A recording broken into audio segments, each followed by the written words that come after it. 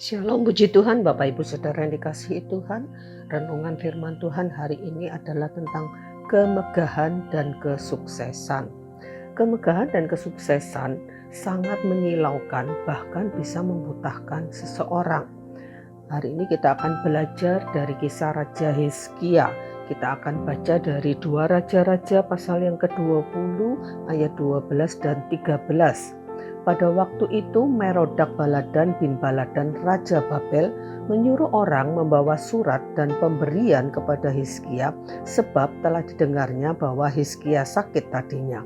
Hizkia bersukacita atas kedatangan mereka, lalu diperlihatkannya lah kepada mereka segenap gedung harta bendanya, emas dan perak, rempah-rempah dan minyak yang berharga, gedung persenjataannya dan segala yang terdapat dalam perbendaharaannya. Tidak ada barang yang tidak diperlihatkan Hizkia kepada mereka di istananya dan di seluruh daerah kekuasaannya.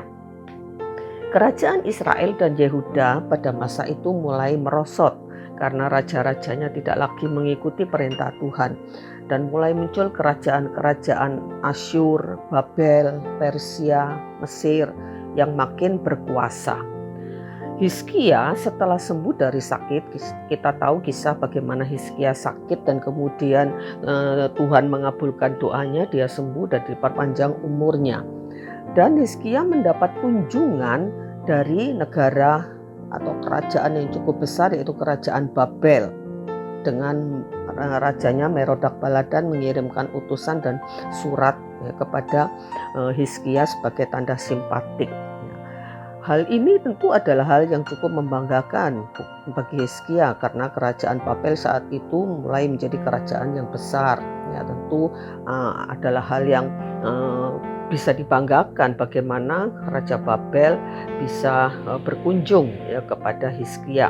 Ya, walaupun alasan resmi yang disebutkan untuk kunjungan Merodak Baladan Raja Babel itu adalah karena Hizkia sakit, di ayat yang ke-12 tadi tertulis, tetapi tindakan Hizkia yang menunjukkan seluruh harta dan isi istananya, bahkan dikatakan tidak ada bagian dari istananya yang tidak ditunjukkan oleh Hizkia. Hal ini menunjukkan bahwa Hizkia ingin membanggakan diri. Karena itulah di ayat-ayat berikutnya, di ayat 17 dan 18, Tuhan menegur Hizkia melalui Nabi Yesaya bahwa semua yang dimilikinya bahkan keturunannya satu saat akan diangkut ke Babel. Kesuksesan dan kekayaan tentu tidak berdosa, tetapi sikap hati terhadapnya lah yang bisa menimbulkan dosa, yaitu ketika orang membanggakan dirinya, kesuksesannya, kekayaannya, kepintarannya, kemampuannya, dan inilah dosa kesombongan yang dibenci Tuhan. Kita baca 1 Petrus 5 ayat 5b, dan kamu semua rendahkanlah dirimu seorang terhadap yang lain, sebab Allah menentang orang yang congkak tetapi mengasihani orang yang rendah hati. Jadi Bapak Ibu yang dikasihi Tuhan, mari kita waspada terhadap kesuksesan dan kekayaan yang kita miliki. Jangan sampai kita berdosa. Sebaliknya kita harus dengan rendah hati mensyukuri dan mengakui bahwa semuanya itu semata-mata karena Tuhan dan bukan kehebatan kita. Amin. Puji Tuhan, Tuhan memberkati. Mari kita berdoa. Tuhan, kami bersyukur buat semua yang kami miliki ya Tuhan.